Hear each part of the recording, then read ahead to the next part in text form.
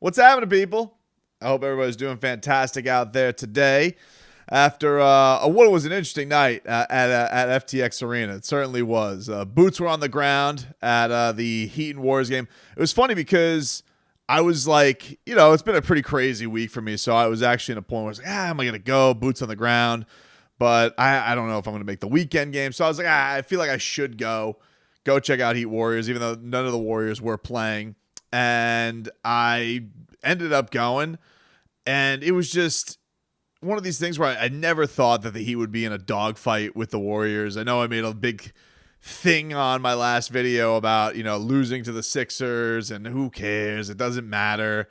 There was a big letdown factor not having the marquee matchup. I really believe that, and I still believe that had a big play into that. But it's a couple games in a row now where Miami has really stunk defensively, has really let these teams dictate some big runs on them. Their offense gets bogged down. There's just these huge momentum swings in the game, and it was just an awful watch. It was an awful first half to watch, quite frankly, from the time that game started, which was already starting weird because Jimmy Butler hit himself a three to start things off, and then obviously got overshadowed by what happened in the timeout with Jimmy Butler and Erik Spoelstra getting into it. And listen, quite frankly, like it was a crazy thing to see. I didn't notice the Spo thing. I was only seeing it with the UD getting held back by Bam. I saw that, and Jimmy getting into it a little bit, but you see Spo kind of tripping, but you don't realize. You think it's like, oh, he's breaking it up and trying to like go at Jimmy, probably because, he's pissed at something that UD said. So then all the videos start leaking out, and you're seeing that Spo is actually telling Jimmy, what are you going to do, fight me? And then UD is getting into it with Jimmy Butler. And I find all this kind of surprising because, look, Jimmy is a guy who certainly came to Miami with a reputation of somebody who can be a bit of a locker room problem, a guy who gets into it with coaches, challenges people, says what's on his mind. Jimmy being Jimmy, right? Like that's the term that we all just became used to. Jimmy being Jimmy. That's what he is. And it really just hasn't been the case down here in Miami. There was some reports last year. It was actually something I remember. There was a report, I think, from Shams about like Jimmy Butler having some tension with Erik Spoelstra, and that you remember it was his agent came out, Jimmy Butler's agent came out and called Shams an ambulance chaser. So it was, maybe there was a little bit of that last year. It was certainly not the same year that the first season. The first season with the Miami Heat, Jimmy Butler, the Heat got off to a really good start. Chemistry in that locker room, that's the last time there really was a locker room that we got access to, was just pristine. I mean, you had Jimmy, Goran Dragic, Bam Adebayo and him would joke about, do $500 bets. It was just a good vibes all around. He really had taken Tyler Hero under his wing. Second year, there was definitely a lot more tension. Obviously, they had a really good run. They went to the finals, all that stuff we know. In the bubble, they were built for it better than anybody else. And then the second year was just, you could tell they were run down, a little bit mentally worn out from the run, thinking that once maybe a little bit unbeatable to Milwaukee because of how much they owned Milwaukee the year before. And they got smacked in the face of reality. And Jimmy, who had a really good, I think one of the things that's lost is Jimmy had a really good individual second season with Miami. He did deal with some injuries, but not as many as he's been dealing with this year, nagging, the variety of them. But he had a really good individual season, And you had the quote, I'm stupidly locked in and going to get to the playoffs. I'll take care of the rest. And I don't know if that was just a case of Jimmy Butler having the performance in the 2020 finals where he bought into it a little bit too much. Just the idea that he went toe-to-toe for LeBron, did as good statistically as he did with LeBron James, and was just a couple wins away with basically his two best players, one of them missing the half of the series and one of them basically missing all of the series. The Heat didn't have their leading scorer that year. So I say all this just because this has been a very, very good ride with Jimmy Butler. And it has been really not a lot of adversity that this team has faced. Yeah, they got swept last year, but once you're swept, it's over. It's not like they went through hard times. There was a Jimmy Butler call out last year of Bam telling him that He needs to be a bully ball. I like bully ball. There was some talks that him and Tyler Hero weren't exactly on the same page as much as they were this year. But for the most part, this has not been Jimmy Butler getting into a Brett Brown. This has not certainly been what he had with the Timberwolves. This has not been the locker room divide that there was in Chicago. And so I say all this because it brings us to this year. This is a year where the Heat gave Jimmy Butler everything that he wanted. They gave him his very good friend Kyle Lowry as his running mate point guard. They did that and also coincided that with going and giving him the max contract, which I think he deserved because of his run, because he was the first star in a while to say yes to Miami. So I was fine with them giving the extension, but I say that just because a lot of the times also one of the things that Jimmy Butler had a problem with is that he would go to these locations. They wouldn't let him be him, and also they weren't giving him the commitment that they were to other people. And so I just think that from that standpoint, there really just hasn't been any of that whole, as he said it famously in his first press conference, I'm not a bleep hole like everybody thinks that I am. And the Heat really haven't had this version of Jimmy Butler to deal with. So I bring that all in a long-winded way to say that when yesterday happens, I find it interesting because I want to know if this is just a case of, is this a one-time incident? Is this something where they've had a couple of stinkers against teams they should have definitely smoked, especially with the parties that were out and the Heat parties that were in.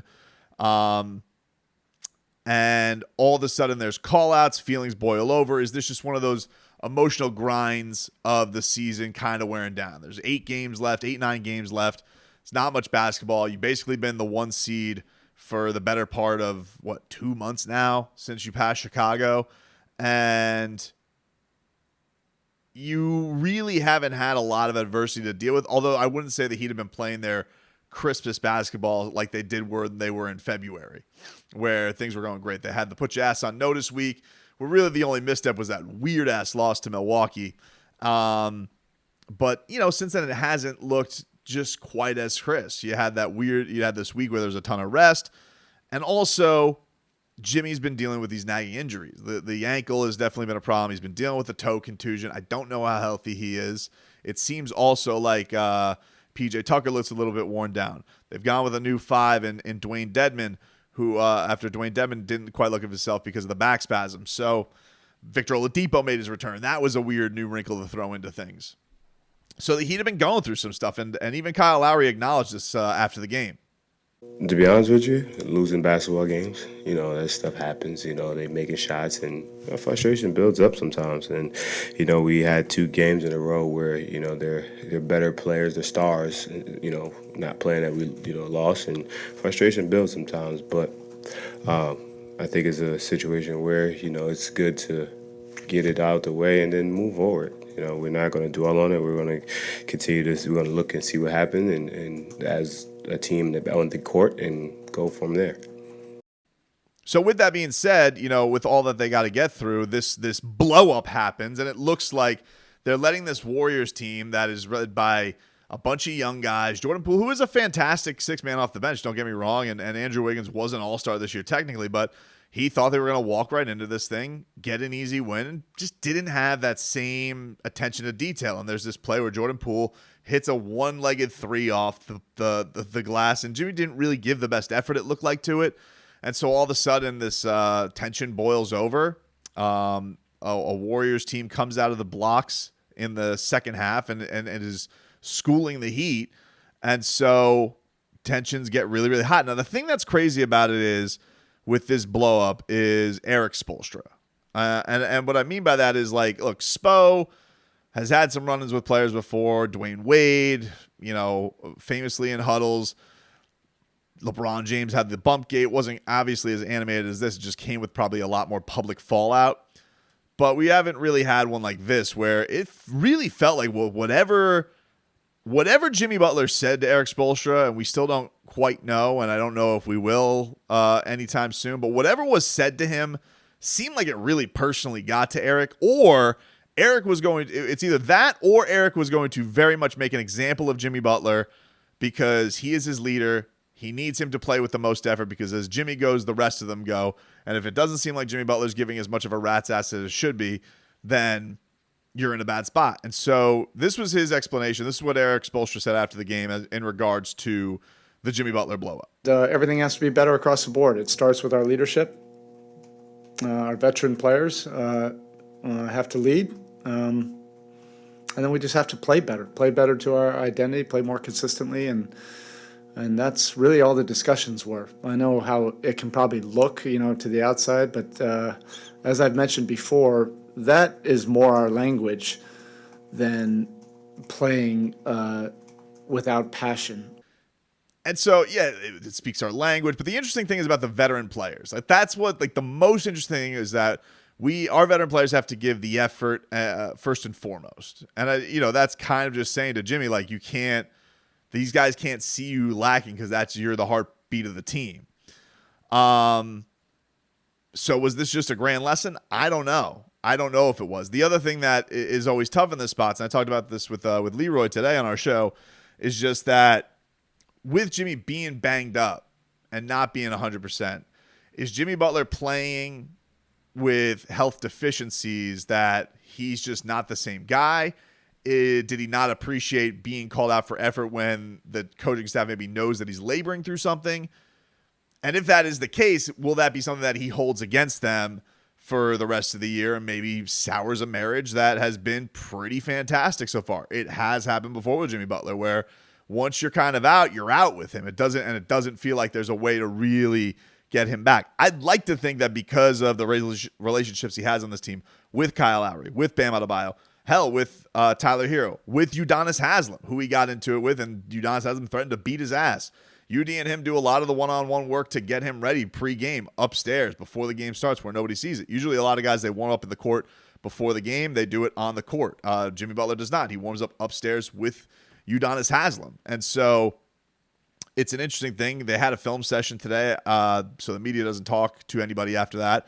But I'm curious to see what is the fallout going to be from this with Jimmy Butler. Bam Adebayo, he thinks it's just how they are. Because, the interesting thing was yesterday, being boots on the ground. Usually the media the way it works when you go to a Heat game is game ends, 15 minutes later, Erik Spoelstra usually talks to me. It's not a set time, but it's about an estimate what he would say he talks. Then I would say about 15 minutes later, 10 to 15 minutes later, one other player will talk. And then I would say 20 minutes later, the last two players will talk. Typically, those last two players are Jimmy Butler and Kyle Lowry, assuming they had a good game.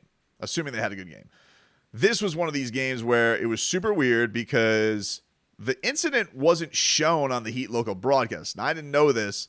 I had first seen, the videos I've started seeing were some of the guys who were there on press row. And then I saw a few fan videos. And then the Warriors television network, they put it out. But the Heat did not. And so part of me was wondering, well, that's an interesting thing. They obviously know what happened. They can see what the news is, but they're not broadcasting it. Are the Heat having discussions here? Are they trying to wait out the TV broadcast? What the hell's going on? So time keeps going. And I would say probably like 35 minutes, 40 minutes after the game ends, Kyle Lowry is the first guy to talk, which is super weird. Kyle is typically the last guy to talk. He likes waiting out the media. He likes to see if everybody will tap out. I've done it a couple times this year where it's like, I can't wait for Kyle Lowry anymore. But he was the first one to talk. And then Spo spoke. After Spo, PJ Tucker spoke. But the reason I was interested in hearing from Bam, and a lot of the media was, he only took two questions. And one of them I asked him about just the idea of, look, Kyle knows Jimmy very well. PJ respects Tucker. PJ respects Jimmy very well, but they haven't been here. So they don't have maybe the institutional knowledge of, well, how weird is this that Jimmy Butler is getting into it with Spo and Udonis Haslem? Thought these guys were close. You're close to all of them. And so this is what Bam had to say about that. He says, look, this is our relationship. We are brothers, and this happens. Bam, these are two guys that are close to you, Jimmy and UD. How weird is that for you? Do you feel like a need to step in because you know these guys so long, so well? And how do you think will play out between them? At the end of the day, we're brothers. We're gonna get through this. This is us in practice. It just so happened it just boiled like that in the game, but You know, in practice, we get like that to that point where, like, you know, it looks like we want to fight each other and we get that mad, but it's just the competitive nature that we have on this team. He doesn't seem too bothered by it. PJ Tucker doesn't seem too bothered by it. When you saw what transpired between Jimmy and UD and Coach during that timeout, what were your thoughts about the moment, and how do you think a moment like that might impact the team? Something happened? Apparently, there might be some social video out there now. Yeah, there's actually video proof. Shockingly, Man, you can put that in the locker room, cameras, any NBA team, football team, any team, man. It's no more in the East. Finally got our whole team back. Got our butts handed to us 2 games in a row by teams that didn't even have their star players. It's us figuring it out, everybody. Emotions run high. I laughed, man. I walked off the court laughing. Come on, let's play. We grown men, man. This is a part of the game. I haven't been on any team that emotions didn't run over sometimes. Get back together. Everybody love each other. Blah, blah, blah. So the question is, what is this going to mean? Is this going to go in a direction where Jimmy Butler and the Heat and Spo are at a crossroads, and is it going to go the way the rest of the teams have, or was it just a one-time thing? They did make a run after it. They unfortunately lost, so it stings a little bit more. I wonder what the perception is if they end up winning this game as opposed to having their worst loss of the season. Does it change things? I think probably it does. Maybe Jimmy Butler talks after the game, and we can kind of just move on from it. Instead, they lose. He doesn't speak to the media. I doubt he'll speak before the Knicks game, so maybe he'll speak after the Knicks game. And do you want to even revisit at that point? I would say that he want to move on from it as much as possible, probably dictate on the result of the game. But look, to me, I'm very hopeful, and I'm always going to take the optimistic view, clearly. But I'm hopeful that this is just true to everybody who you heard from's words, that this is just a one-time thing. They have the leadership. This won't bother them. They're just playing not their best basketball at the moment. But it really, in hindsight, it's only been their first 2-game losing streak in 2 months. Awful losses, granted, not like the last 2 back-to-back losses they had when it was to Boston shorthanded and it was to Toronto, I think, in OT. So these were bad. This was a bad moment. The season's winding down. Seems to be a rotational question. Jimmy Butler might not be happy. Might not be healthy. PJ Tucker might not be healthy. Tyler Hero's now dealing with something. Kyle Lowry looks like he is, true to his word, is starting to round into form and get into that more scoring mentality. Bam looks pretty good, although is maybe not in that dominant role that he was when more people were out. And I think the Heat were functioning pretty damn good when Bam was a big focal point of the offense. So this stuff is going to be interesting. I don't know with the idea of trying to infiltrate a new backup 5, with trying to give Victor Oladipo minutes. And also you're dealing with Gabe Vincent. Gabe Vincent's been a big part of this team now. He's hurt. So do the Heat have enough time? Is this something that's a serious concern? We'll see. I mean, they have been holding this 1 seed now for a very, very long time. They have Boston, they have Philly, they have Milwaukee all breathing down their neck. Is it going to be the worst punishment in the world if they don't get the 1 seed? No. But I think it is an emphasis of pride for the Heat that they have been able to stick it through all this adversity this year. For everybody else who bellyaches about adversity, the Nets, the Sixers, the Bucks, the Bulls, all these people, they've all bellyached about the Celtics and their bad start. All of that stuff you've been able to weather, and it's been pretty easy breezy. This is really your first level of adversity all year. All those other teams, other than health, of course. I mean, when I say adversity, I really just mean that record-wise, because the Heat have dealt with a ton of physical adversity. This is the first really emotional instability, emotional adversity that they really haven't dealt with in a very, very long time, I would say. And it was interesting seeing his interview with Tim Reynolds from the Miami Herald, where remember last year it was, I got to be stupidly locked in. That was Jimmy Butler's. Well, now it's like, I don't want to be too locked in. And, he's got his big face coffee that's coming out, and he's got the stand at the Miami Open, and he's there hobnobbing with the tennis stars. And so it's like, well, so what version of Jimmy Butler do we have? Do we have the guy who's 3 a.m. workout stupidly locked in, or do we have the guy who's trying not to be that because that didn't work for him last year? Is that not placating to this results on the court? Or do we just have a Jimmy Butler who, man, he might just be really hobbled right now? He has been dealing with a tailbone. He has been dealing with an ankle. He has been dealing with a toe thing. So he has not been all the way physically right at all this season. And maybe it's just this, is that Jimmy Butler has been playing pretty damn banged up, didn't appreciate getting called out and embarrassed like that in front of the coach, went the wrong way, and hopefully it doesn't really linger. I don't know the answer to that. I think we'll get more answers as the time goes on, and certainly we'll have the answers on whether or not this is going to affect the Heat. This was not a very silly sauce episode. I will say, Udonis Haslem, I wish this guy, anytime that this guy, like there's nobody I think you would rather have your back than Udonis Haslem. I genuinely do believe he would whoop Jimmy Butler's ass for Erik Spoelstra, for love, because he cares so much about Spo, because he's that kind of loyal that many years to Erik Spoelstra. I genuinely believe that he would do that. That's what kind of a badass OG is. But the other thing was, the best part of it was, while the clipboard throwing happens, is PJ Tucker just gently and calmly cleaning up the files, handing them over to Chris Quinn.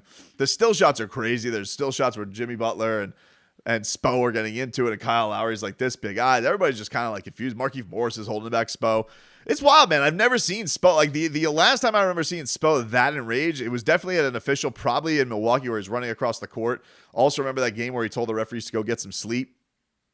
But at one of his own players like that, yeah, he's gotten into it with Dwayne Wade, Hassan Whiteside, and things like that. But, you know, to keep going at Jimmy Butler, to be that bothered by whatever the hell he said was very interesting. And so this is with not many regular season games left and the playoffs right around the corner, it's going to be interesting to see what this does for the Miami Heat and what it means for them going forward.